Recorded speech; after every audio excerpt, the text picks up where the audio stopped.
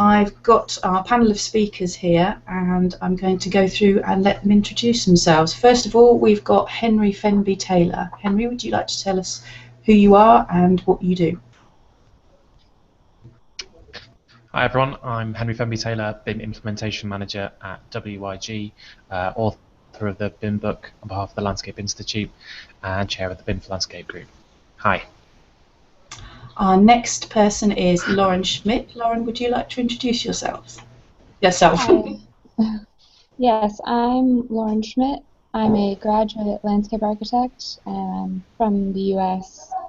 I'm a bit of a Revit and BIM enthusiast, and I currently run the website and blog Land BIM.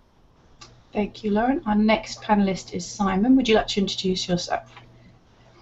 Hi, Simon Bell. I'm Associate Director of the Landscape and Urban Design team at HLM.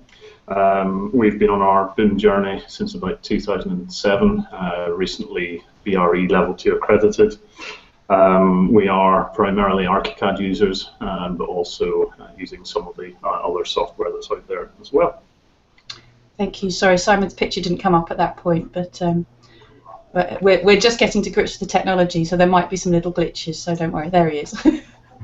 Thank you, missed that. I'm going to see that. There's Simon. I'm Claire Thirlwall. I'm a landscape architect and I'm director of Thirlwall Associates. I'm sort of hosting the discussion, and also in the background we've got Anna Tam, who's from Anna Tam Consulting, who's a heritage consultant. She'll step in if there's any questions on the heritage side of BIM, and also she's helping us a bit with the IT because there's a lot to think of at the same time. First thing I'm going to do is just a quick introduction from Henry about what the group is and why we set it up. Henry, I'll pass over to you. Hello everyone. Well, the BIM4landscape group basically came about as part of the kind of the BIM4 community's movement towards getting landscape architects and external environment professionals working in BIM and being able to provide a more kind of technical day-to-day support service to people. Because we know that there's lots of people who are engaging in it, there are people that aren't, and there's kind of various challenges that people need to overcome. So we just wanted to be an open forum for people to come, ask questions and discuss that, which is why we thought questions would be a perfect place to begin. I think that's probably enough for now. I was also Claire, back to you. Yeah, a brief word about the manifesto that we've thought of. We're still working on it at the moment. But the idea being that there's a few sort of principles that we work with. Things like that it's an open group. Indeed. If you share something, you share it with everybody. And the idea is that one of us improves, we all improve. I know you've got your phrase, haven't you, Henry, that you like to use about... I keep using boat puns. But the boat pun is that the rising tide raises all ships, and I think that's certainly my principle with teaching people about BIM. Isn't that I'm enabling the competition, it's that we're supporting everyone else to improve the profession as a whole. Okay, thank you, Henry. So the first question that we have is, what is BIM Level 2 and what does it mean to me as a landscape architect? And the second point we've got is, have I missed the boat? So I'm afraid the boat analogies are coming thick and fast as we go along. Who wants to take that one first? Simon, can I land that one on you first as the what is have I missed the boat? Would you like to take that one? Yeah, been set, and I think probably rightly so to push action, but I think for me we see level 2 as the start really. I'd say we've been on our journey, the journey now, and I don't think anyone should feel that they're too late to the process. It's really something that's still developing. We're all learning. We've all got a goal to achieve level 3 or digital build Britain, which is way ahead in 2025. And that's what the government's looking towards. So I think it's really about getting on the journey, talking to the people that you're working with, your clients, understanding where they are, when the projects are going to require some kind of BIM process, and just what that means for you. And it shouldn't really be something that's frightening. It should be something that we can all talk about and support each other in moving forward. Does anybody else want to add to that, the sort of have I missed the boat question? Is it too late? I don't think it's certainly too late. I think people come along to this in at different points in the project. So where clients are beginning to set up a project, they will need to be speaking to their kind of primary consultants first, and they will need to have a lot of capability and skill in doing a number of the administrative as well as the technical aspects. Further along the supply chain, I think people need to be responsive and just kind of aware of what's happening. It's difficult to be more specific because BIM Level 2 isn't saying use this software, use that software, but it is about engaging with the process. And so really, I think as long as you can read and digest an EIR, or a BIM execution plan, and employees' information requirements, by the way. Sorry, shouldn't use too many acronyms. Which you probably can do with the help of the BIM Level 2 standards, which you can get online, by the way. They've been released now at bim-level2.org. You can get all those standards, and if you just look at those and you look at what you're doing, I think it has been said before, and it's true to a certain extent, that it's not really a massive change from what people are already doing. It's just a bit more formalised. That's a good point. Lauren, I was going to ask you, sort of, because you've used Revit and you've run your Land Arch BIM blog for quite a long time, I just wondered if you had some points you wanted to make about how useful you find it as a landscape architect. But would you go back to not using BIM? That's my question. Yeah, I mean, it's difficult to go back once you've gone forward. I would say that it's definitely true. But as far as my experience is definitely more in the US side of things. And it's a bit more piecemeal since we don't have standards or requirements yet, but it's certainly happening already, and like Henry said, it's starting to happen, and people are just picking it up, I think. That's interesting. So in the US, there's not a deadline the same way that we've had. Although we were talking before the call and saying that in a way, the deadline is almost the start of the process, rather than if you've not made it by that point, it's too late and you've missed the boat completely, and you might as well not bother. It's a bit like when we moved into using AutoCAD from drawing boards, if you're old enough to remember that phase like me. It wasn't a sort of one day we went from one to the other. It was a transition, and suddenly you realised that you hadn't actually used your drawing board for a very long time, and that's what you were doing. So I don't think it's a kind of all or nothing. It's just a gradual process that we'll all go through. Hopefully, we'll all go through. Was there anything else about the deadline? Yeah. Oh, sorry, Henry.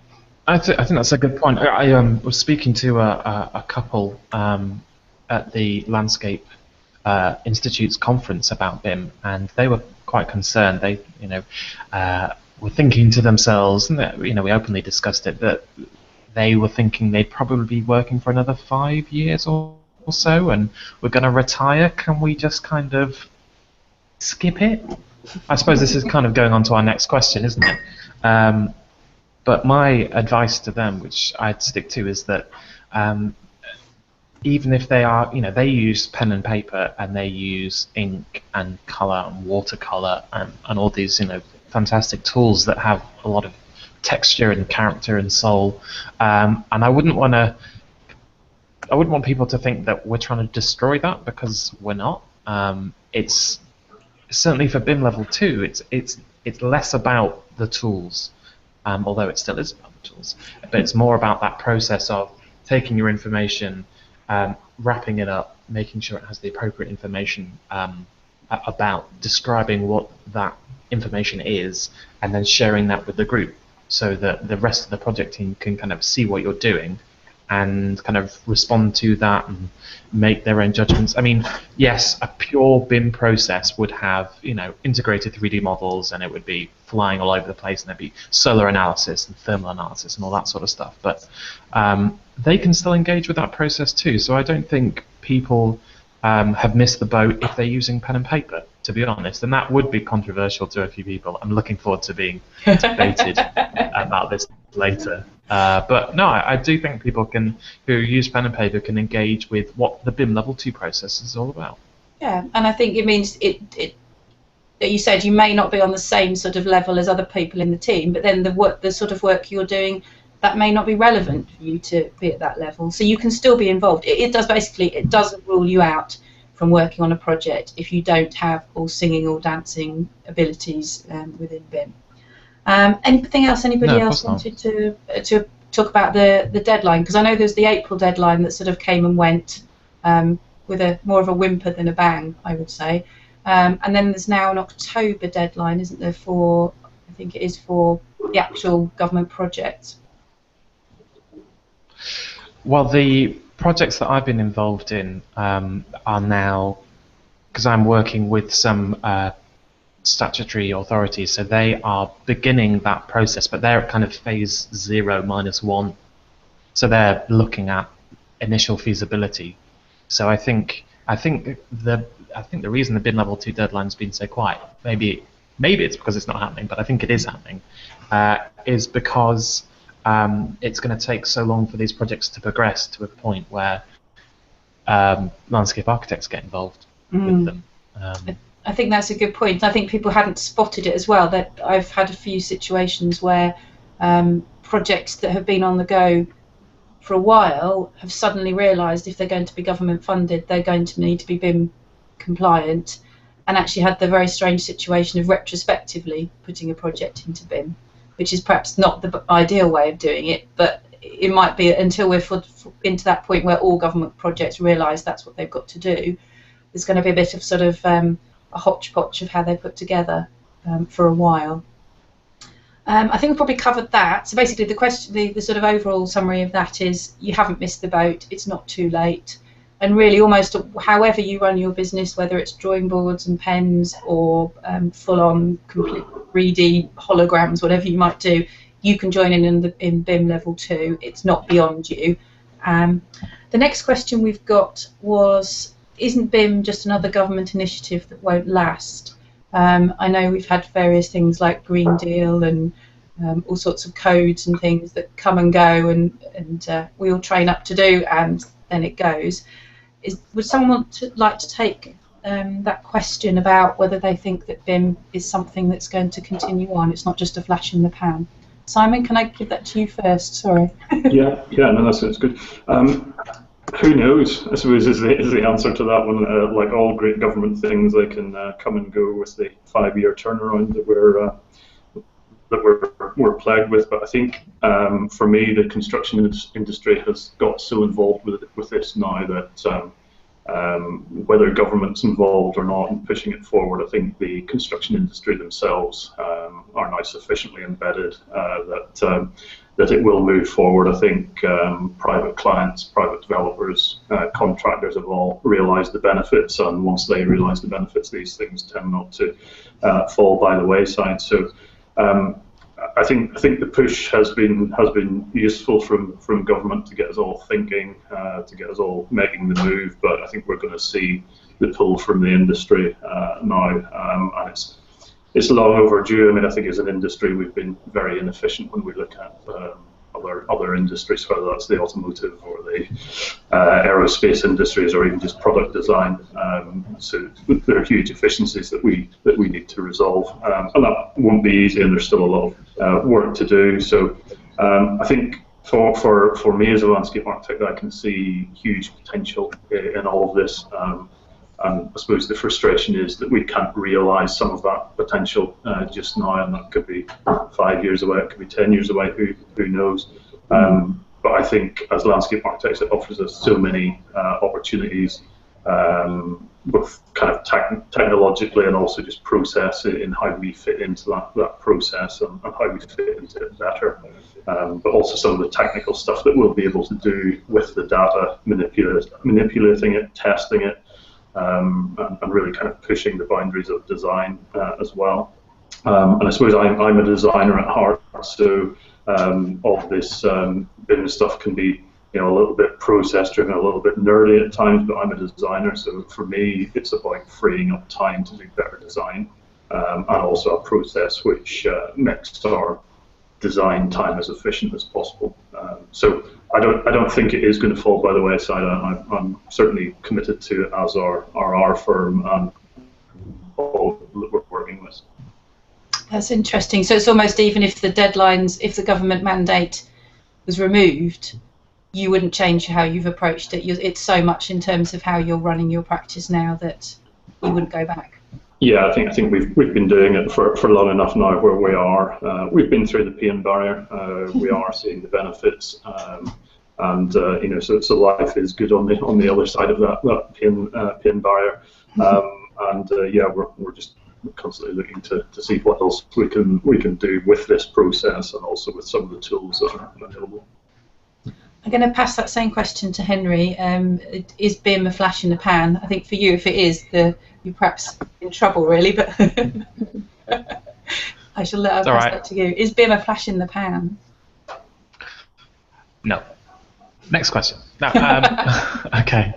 I think with some of, I've been looking at this because it did occur to me when, what was the last, some of the sustainability targets were recently kind of just disappeared overnight in a budget. And I thought to myself, that could happen to you in BIM, and it could. It absolutely could, as Simon says, it could. I think the reason that it won't, at least for the kind of short to middle term, happen is because BIM level 2 in the UK is about saving money for the government, and I don't think any government is going to scrap something that is saving the money. Now, it needs to prove that it is saving money, and there are numbers out there that kind of prove that, but I think there could be a bit more rigorous work in kind of bringing those numbers together, because there's just, people seem to not have a massive amount of faith in those numbers.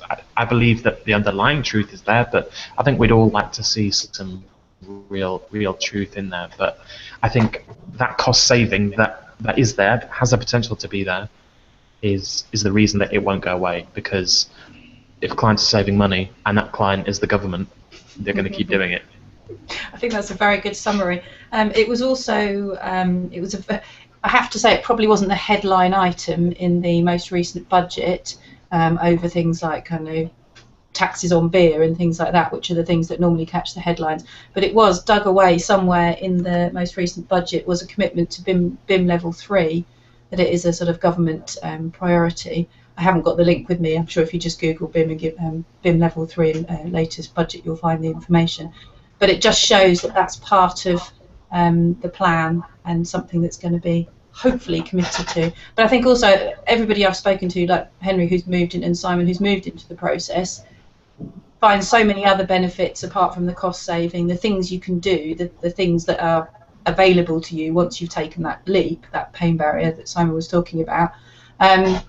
Why would you go back, really? It's just, the best description I've heard of BIM is it's just the construction industry getting its housekeeping in order. So really just rationalising the way we work. Why would we go back from that point? Lauren, I was going to ask you, do you think it's a sort of flash in the pan, or do you think it's something that our profession is going to take on? Yeah, I think the US and even other countries are a good example of that, because we don't have a BIM mandate like in the UK, but it is being adopted. You've seen the push from, as Simon said, similar people. You're seeing the push from clients and from architects and even contractors who are seeing the benefits. And so how I see it is just sort of the next process that our industry is adopting, and it's sort of inevitable. Good inevitable rather than bad inevitable. Yeah, definitely. And like Simon said, I agree. It's going to help us with our design process, and as we start designing more with data and understanding that data and how our designs can respond to that data. I mean, computing is just going to be so much more integrated. That's an interesting point, because one of the notes I've made, one of the questions I get from people is, doesn't it make me less creative? If I work in BIM, doesn't that limit my creativity? And I think that's an interesting question. Do you think it limits what you do if you're working in BIM? I think if you take the wrong mentality, it could. But it's just like when you go from hand drafting to CAD, you have to know when and where to implement that. Just because you work in CAD doesn't mean you don't do hand sketching. I still do drawings with trace paper all the time. And so you just have to know when it is in the process that you need to start implementing these things. Yeah. I think it's an odd question, really. It's a bit like saying, if I limit my paper sizes to standard paper sizes, does that make me less creative? In a way, they're not two things that are parallel. Just because you're not using your own homemade paper size, that doesn't mean you're any less creative as a landscape architect. Simon, do you feel that it's stifled your creativity by working in BIM? I think it's an interesting question, because it has the potential to, and it as Lauren said, it was just like when we moved from drawing board to CAD, there was the potential for that to stifle creativity. Was all of a sudden curves became very difficult, whereas they were a flick of the wrist before, and now you have to really work with them. So I think it has the potential, and that's the trap that we've all got to be careful that we don't fall into, is allowing the tools, because we'll all acknowledge that the tools that are out there aren't as strong as we would like them to be, although they get better year by year. So the challenge is to not allow our creativity to be constrained by the software or the other tools that are out there. We need to kind of be finding different ways to do things. But I say I don't think that's a BIM issue. That was the same. It's always the same with any change in technology or any new system that we're applying. You just have to make sure that the design is still at the center of all of that, and we find ways to work around it, which is what we've been doing and others are doing. And hopefully through this group we can share some more of that. Yeah, and also I think that it means that what you design can work. I think that's perhaps one of the things people perhaps get away with being creative, but they've sort of fudged a line on the paper, or they've they've made it look good on plan, but in reality that thing's not actually going to work. So it means that you can't get away with it if you're working in 3D. It'll be very obvious that if you're at that point with your BIM, that you can't sort of make, it works in plan, but in 3D the things don't connect. So hopefully that doesn't stifle people's creativity by making pieces of work that actually function when the contractor gets to site. Henry, did you want to add anything about the creativity side and BIM? Do you feel you've been? Yeah, I think. Go ahead, Henry. All right. Okay.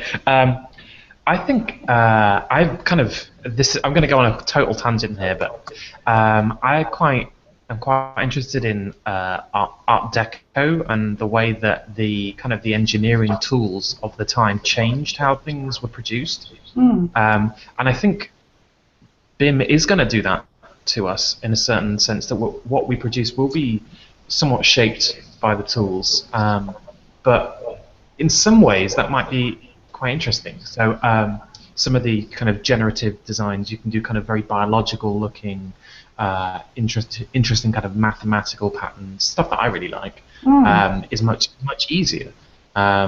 Whereas other things that much more kind of quality of being sculpted by hand, it isn't going to be, I don't think, as good unless you really work at it. So for me, yeah, I think it's just going to be a bit of a change in what's easier and what's harder.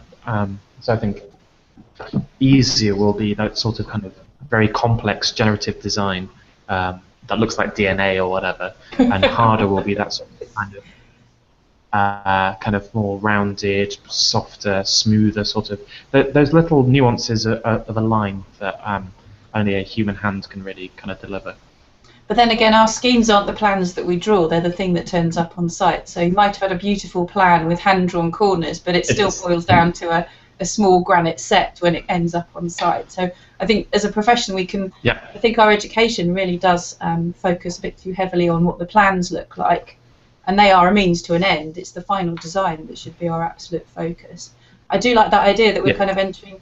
If you think about how computer technology has changed building design, there's things that we can build now that we didn't have the computing power to work out in engineering terms. It'd be really interesting to look at whether in landscape architecture is the stuff we've never been able to do because just we didn't have the brain power or the computing power to plot it out. You know, it was so complex that we couldn't ever plot it out, so we just did something far more simple.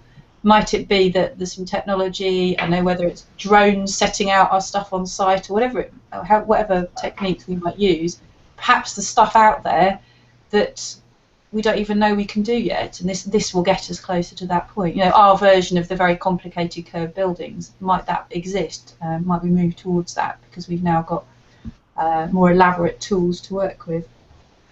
We've asked everybody about the creativity side. So the summary is you don't think it changes it really, doesn't it? I think is maybe the summary on that one.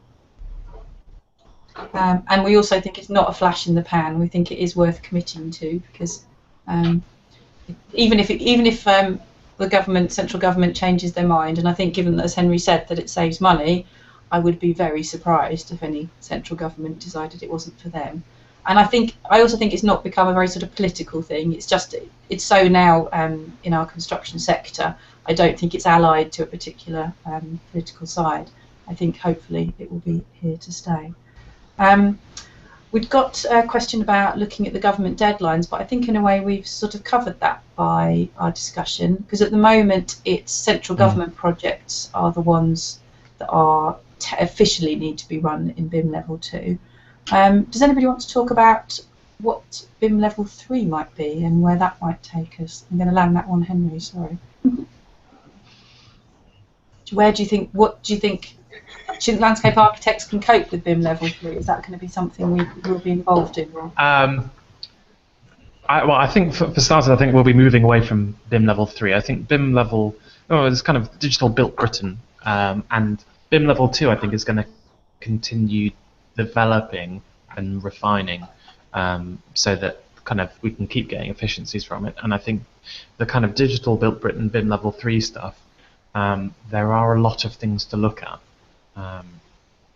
So I think what's currently happening right now is that as you mentioned, there's this money. Well, it was in the budget, so there's been this money made available, and there are various groups looking at how best to kind of do something with that money, basically. So for me, Digital Built Britain it's a bit ephemeral, but for me it's about connecting the built environment with the purpose that it exists for, as in the ultimate user, and understanding exactly how things are used, why they're used, what best ways to optimize them. So it's part of it's going to be optimizing. And then certain things are going to be kind of enabling new technologies that, as you mentioned, we don't even know what they are.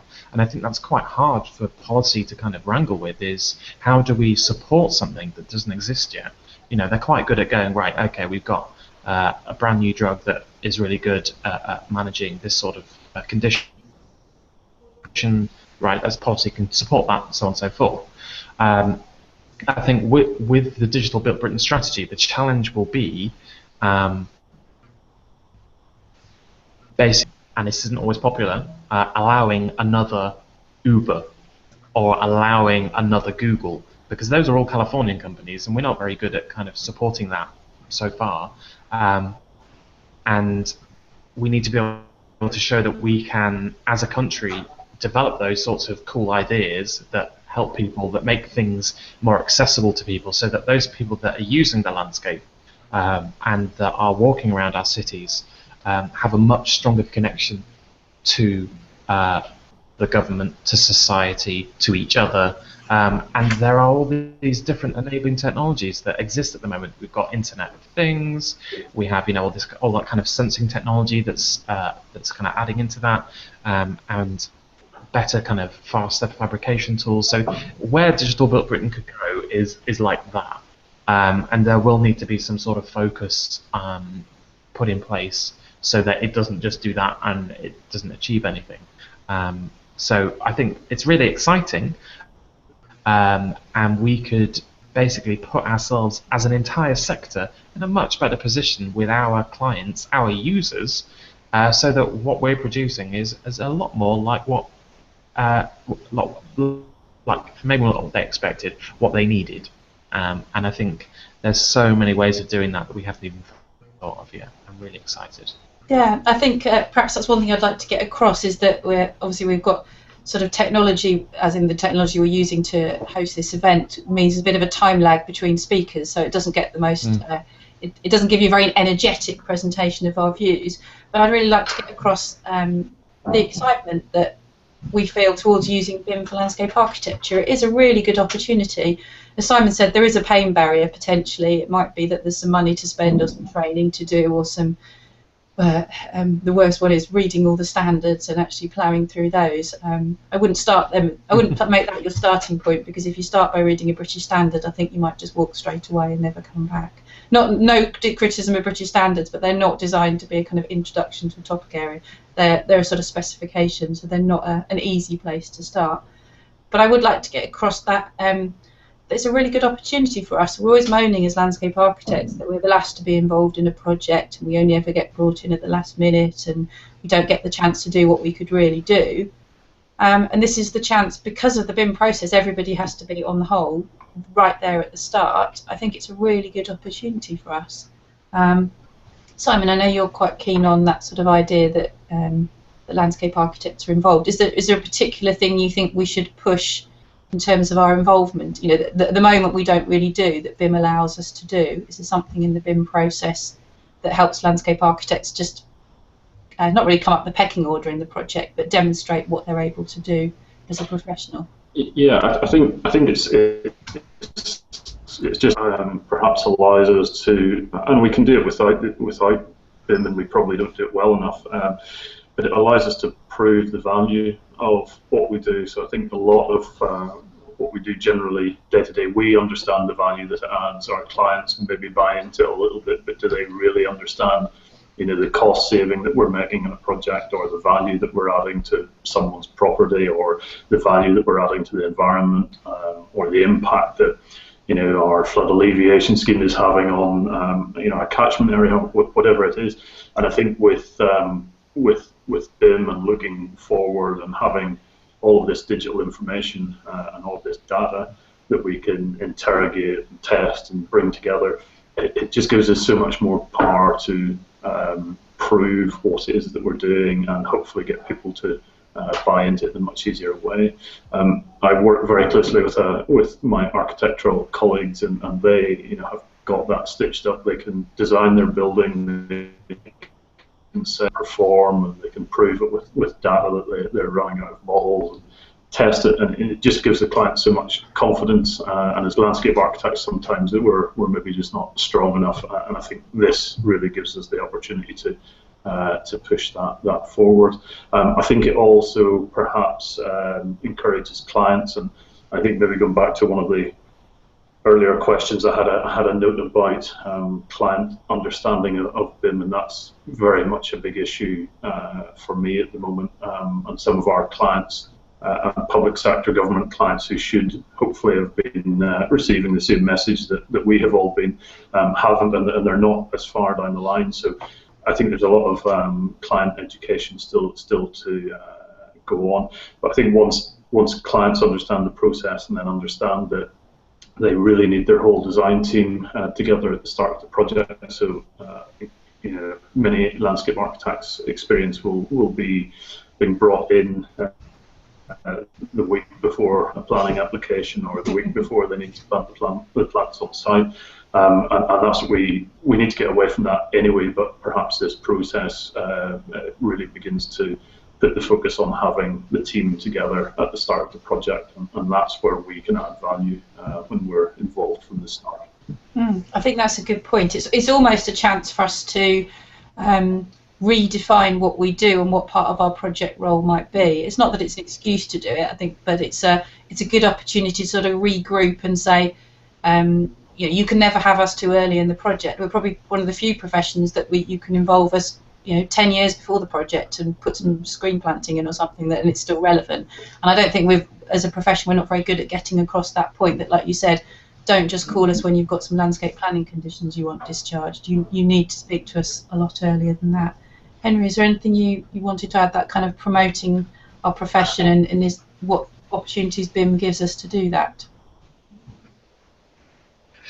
Yeah, well, I think it's interesting how there's a large portion of the profession working before sites are selected, in this sort of large-scale assessment and impact assessment, analysing the landscape, who produce lots of data, usually through geographical info, and that group of people are hugely influential in the process.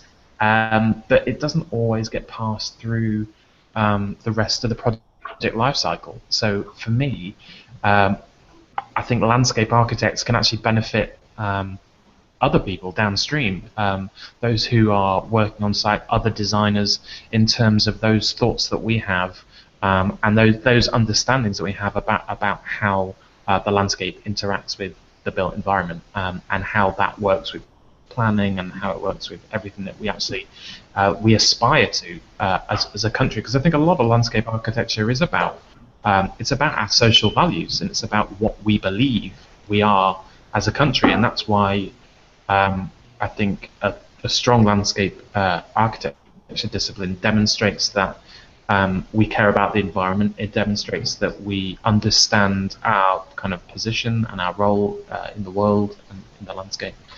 So for me, it's about being able to provide kind of more information to lots of different people, whether it's through planning, whether it's through design, and kind of just enabling other people to make informed decisions about the landscape, rather than it just be a line or just some sort of to be confirmed area that is just filled in as a bit of fluff at the end. I think that's a good point, because I think we know why we've put a line somewhere, or why we've left a gap around something, or why we've done what we do, and the way that we present it at the moment in plans or diagrams, however we do that, doesn't give us the opportunity to explain why we've done it, and we don't want to fill BIM models with lots of information that's pointless. But I think it's an opportunity for us to demonstrate, not sort of to prove a point, but to demonstrate why we put something somewhere or not put something somewhere. Because on a piece of paper, that's a very difficult thing to express, but it gives us the opportunity to demonstrate the reasoning behind our decisions. And they're the sort of things that we just do without really, we just do it automatically. That's what we do. We know why we put something there, but perhaps the rest of the project team don't understand that. And perhaps it's a chance for us to start to put a bit of explanation behind it of why we've put those constraints in place. Simon, is that something you think we could explore? I think the thinking, I suppose that's one of the reasons, or one of the driving forces behind BIM as well, is how the data transfers all of the thinking through the process. So we're all used either working through a stage, and at the end of the stage presenting a report, but that report's very much a distilled version of what's going on over the last 1 month, 10 years, however, depending on the size of your project. So what hopefully BIM allows us a lot of that data to be carried through, which has all of those decisions, if you like, about why something is the way it is, or that we've thought of a particular thing, which, as you say, isn't always obvious on a sheet of paper or in a specification. So I think that process allows that to happen. That's really important where projects go on hold, or as we're plagued with having design team changes throughout the process of a project to ensure that that thinking and that level of thinking and the data is always carried through to the next person who comes along to do their bit. I think perhaps we're a bit, we still sort of live in the land of the large, lengthy report, and that some clients feel that if they don't get a large document at the end of the project, they've not had their money's worth. And perhaps BIM's an opportunity for us to look at different ways of presenting information to clients that's actually more usable. So if it's sort of like Henry was saying, GIS, so it's map-based information that's actually linked to the place it happens, rather than us giving them a Word file that we suspect they may never ever read again. I think there's some interesting opportunities with that. Henry, I know you like the ideas of lots of different ways of presenting things. Is that that sort of opportunity to show constraints? And I think you've used some really interesting GIS stuff early on in the project, and you've found some great benefits of that, haven't you, in terms of the client and the site? Yeah, well, I mean, certainly from bringing together lots of different data sets, of being able to very clearly demonstrate to project stakeholders, whether that's people who are hardcore designers, who maybe in-house architects or whatever, or who really don't understand the design world, and have been able to present to them very important information that would have come in the form of a report previously, visually, so that they can see exactly how what has been proposed so far impacts and is impacted by what's going on around it. And that could be everything. So it's transport, it's traffic, it's people, it's the weather, it's all those cool data sets that have been out there, and I say cool because I think it is cool, all those cool mapping data sets that have been out there that people are using, and there's real-time data about what people think about things that you can mine from Twitter or you can get from whatever. And I think bringing that data into the design suddenly makes it look like this exists in the real world. Visually, yes, but also because it exists in the social context. It doesn't stop at the red line. It forms part of a greater whole. So that for me is what I'm all about, really. I think it's quite useful. I think a lot of people, I know the Institute did a webinar about GIS and landscape. I think there's a lot of people who don't realise there's an enormous amount of information out there for free, data sets, that mean you don't have to trace information onto a plan anymore. You can use free GIS software to amalgamate all those pieces of information together, and the days of laboriously copying it from a document into something like Photoshop or Illustrator are long gone. You don't need to do that. That information's already out there. You can very quickly just drop it into a GIS file and overlay all those pieces of information together and demonstrate something that you didn't realise until you layered it all on top of each other. I definitely recommend people go and have a look at the webinar on that topic, because I think I think GIS is seen as perhaps a thing that's been around a while and isn't really necessarily anything new. But I think the government open data that Henry was talking about was at 27,000 different data sets, not all of them relevant to us, but there's a huge amount of information out there that you don't need to trace and copy, and can also tell you stuff that perhaps you hadn't realised about a site. As Henry was saying, all the transport information, there might be stuff about air pollution. Who knows what's in there that might help you design the scheme just that bit better than it would have been if you didn't have that information behind it. I'm now going to go on, I'm going to spring a question on the panellists.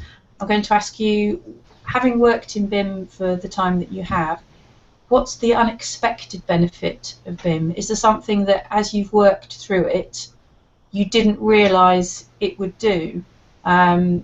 Either a time saving or just a quirk of design or something like that. Who shall I land that one on first? Who wants to take that question? Shall I land that on Simon? Thanks, Claire. That's difficult. I'm just trying to remember back from where we started. There probably are lots of things. I think our understanding of BIM from where we started out on day one has changed hugely. What are the unexpected benefits?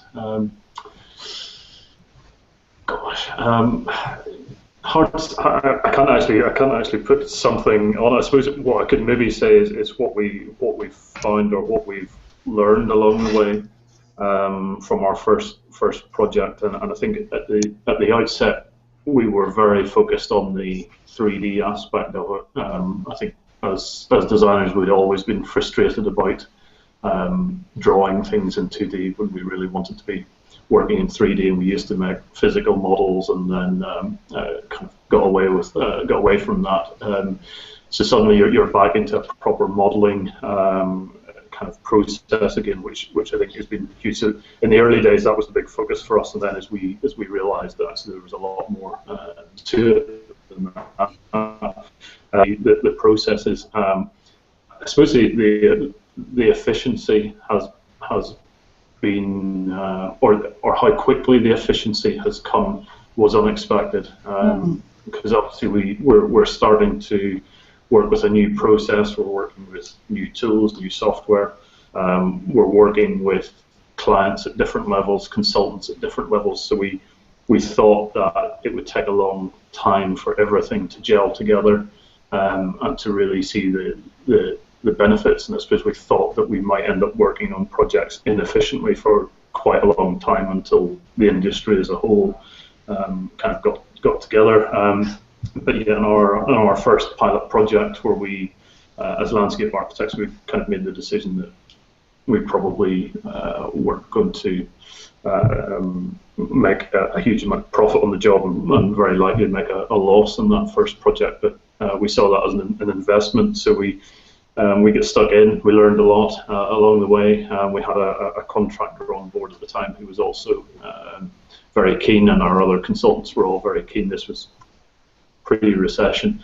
Unfortunately, during the recession, everybody began to fall by the wayside as you know, their own particular pressures filtered in. But we stuck with it. We overspent against our fee in the design stages up to kind of tender, and then following that, we found that we had so few issues to deal with on site that our construction fee was. We were able to kind of pull back, and by the end of the job, we were breaking even, and that was in our kind of pilot project, which was quite a surprise for us. So I suppose that was the unexpected thing, how quickly the efficiencies have come, because it looks quite daunting when you set out at the start. That's an interesting point. So it's because, as Henry was saying earlier, the cost saving is one of the selling points of it, and I think it's any new process, even if it's not that revolutionary, is going to take time to get into. So it's really interesting that on the very first project you worked on, you didn't have to sacrifice fees to gain. You didn't have to sacrifice fees because you were working BIM. That's a really interesting benefit. Lauren, can I pass that to you? Is there something unexpected or that you hadn't foreseen as a benefit of using BIM? Yeah, that's kind of hard now. Looking back, it's always hard to remember what your expectations were exactly. But I would say my experience has been working on multidisciplinary building projects, and so working closely with the architects. And so one of the big surprises, I guess, was coordinating, and how much easier it was to coordinate with the engineers on the project as well. Like, the architecture was sort of expected, but the landscape is frequently kind of where everything comes together, like structure, and you've got the downspouts and drainage coming off the building, and working with the electricians on the site lighting, and so it all kind of comes together in the landscape. And if you don't have that modeled in 3D, it can be really difficult. So having that and being able to coordinate with the engineers, I think was an unexpected benefit. That's really useful, thank you. I think you're right. It's once you've gone into something, you forget where you were. You sort of, it's such a gradual process. There's not a moment where you go from one to the other. So it's very hard to then reflect back at what you found as the benefits. Henry, I'm going to pass that question to you. Has there been an unexpected benefit of using BIM? I didn't have any expectations. I just looked at this thing and thought, well, this is a thing, and let's see what there is to it. So all the benefits I've found have been unexpected, because I just thought, well, here's a thing that they're doing. Let's just have a look. Let's dig underneath it and try and understand what makes it tick and what makes it work. And that's just the kind of guy I am. I am a total geek, and I love taking things apart and seeing how they work. And that was, for me, what BIM was all about. It was just kind of unpicking things and having a look at it. I mean, when I came into industry, I was stunned that we were using what was in my mind 1980s technology. So what I expected, my unexpected benefit, was that BIM hadn't already happened years ago, I suppose. That's a good point, actually. We are so long behind so many other sectors, aren't we? I mean, you know, that the issue that we hadn't even used the GIS information, that we'd copy plans onto other plans, that we manually count plants. I think it's not necessarily an unexpected benefit, but I think the thing that sold me, first of all, someone said, you add a drawing, it'll count it for you. Add a plant, it'll count it for you. That sold me. I thought, if I never have to go through and count the plants in my drawing and then make sure I've updated the spreadsheet, if I never have to do that again, I'm happy. I am sold on BIM on that one tiny principle. Absolutely. So as a sort of unexpected benefit, it's all those little kind of very routine tasks that just take a lot of your time but have no real there's no design benefit in me counting them individually or whatever, using whatever it was I was adding them up. I'm probably giving away my very low-tech approach there, but yeah, that's interesting. So you had almost no expectations, but each thing you found was something quite positive as you went along.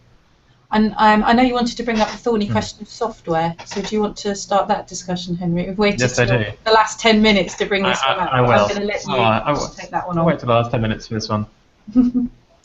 Okay, so thanks for giving me all the heat for this one. So one of the reasons for this group is to provide practical solutions, and so let's begin with the first kind of big question that is always asked. Is Revit any good for landscape BIM? It's a thorny question, and it's got lots of nuances and all that sort of thing, but who wants to answer this one? I think Lauren would be a good person to take this one, because for those of you who don't know, Lauren writes a fantastic blog called Land Arch BIM, and if you're starting that process and you want to actually see what Revit can do, other software platforms are available. Lauren's done some very, very painstaking and very much, we're very grateful for her for doing this, has gone through and sort of, well, you describe what you've done. Can you describe what you've done, Lauren? Why you started it in the first place? Sure, yeah. What you've done. Yeah, I think more so in the US than in Europe and in the UK, Revit is king in the AEC, architecture, engineering, construction industry. And so I had to learn myself sort of from scratch at the firm I used to work at. I had to learn Revit, and I was sort of surprised that there were no resources available online. And so after learning it myself, I decided to start that, and so I started the blog and my website. And I guess to go back to Henry's question, how good is Revit for landscape BIM? It is a thorny question, and I think the answer depends, and it can vary a lot on the project and also on the firm. For smaller firms, I understand that Revit may not make the most sense, particularly if you're working on like a landscape-centric project. But with my experience, certainly for multidisciplinary and architecture, building-based projects, Revit can be very worthwhile. It depends. It's a difficult question. So it's interesting that it wasn't your decision that you took that piece of software. That was the software used in the practice you were working in, and you had to then try and make it fit to your working style. Right, and I think that is largely the case with almost all landscape firms, especially in the U.S. that are taking on Revit, is either they're at a multidisciplinary firm that have a lot of architects and engineers that are using it, and so they're feeling the pressure of, well, why aren't you using Revit? And then there's a lot of LA firms that are just landscape, but they work with architects So it's a very similar situation. And I know there are some landscape projects that have already had, that have and are getting Revit mandates. They have to be in Revit. So it can be a challenge.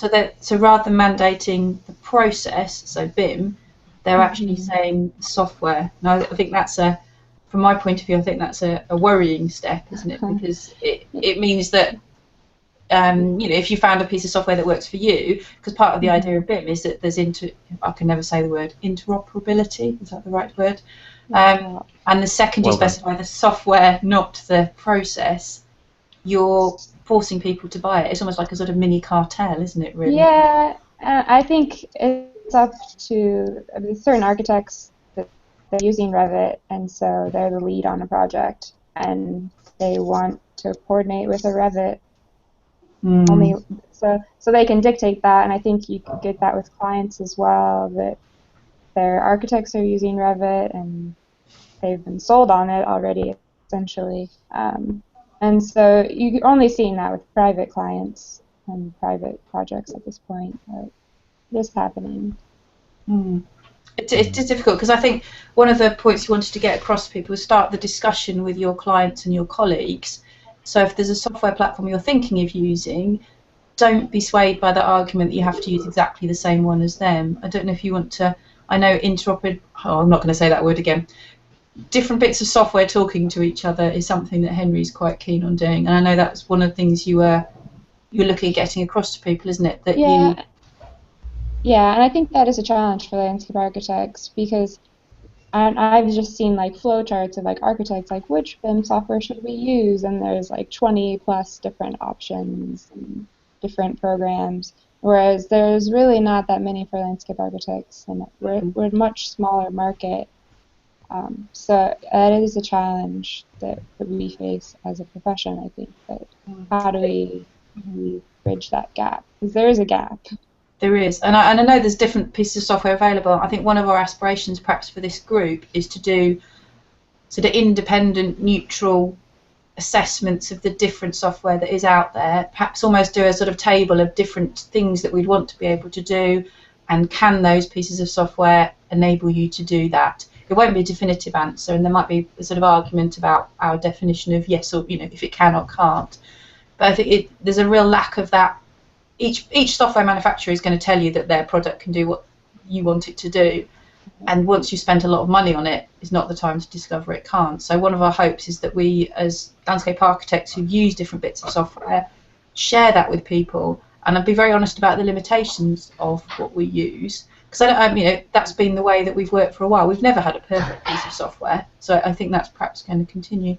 Simon, was software that something that was a hurdle to you when you got over the pain barrier, or is it something you've got cracked as an issue? No, I don't think we've got it cracked. I think it's something we're continually monitoring with. So, I mean, we're using ArchiCAD largely because our architects did an assessment of ArchiCAD and Revit and decided ArchiCAD was best. At that time, as landscape architects, we probably didn't have a thorough enough understanding to properly feed into that test, and had we done so, there might have been a different outcome. It might have been a completely different piece of software. So we're using ArchiCAD at the moment. We're working through that, but it doesn't have any landscape tools at all, really.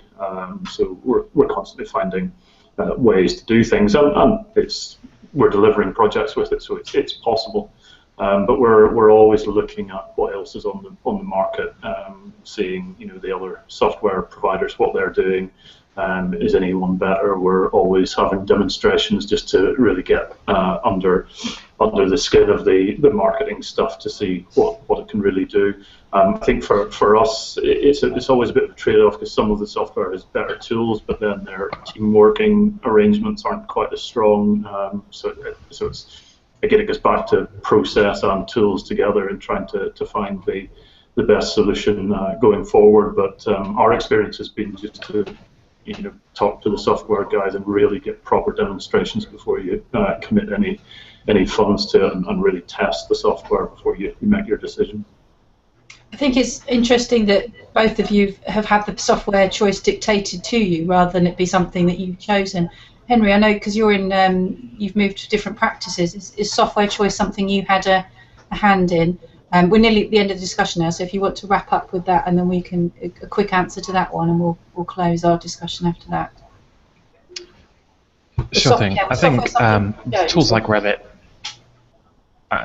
with tools like Revit and the way that they work, and the way that, as Lauren mentioned, the markets work, we're not a huge focus for them. So it's small plugins. I know Keyscape and CS Artisan and various other people are producing plugins for Revit and for other tools, for ArchiCAD, all this stuff, and t'other. So I think that's where we'll be best served, and I look forward to analysing all of those in the near future and feeding back to everyone. Yeah, thanks very much.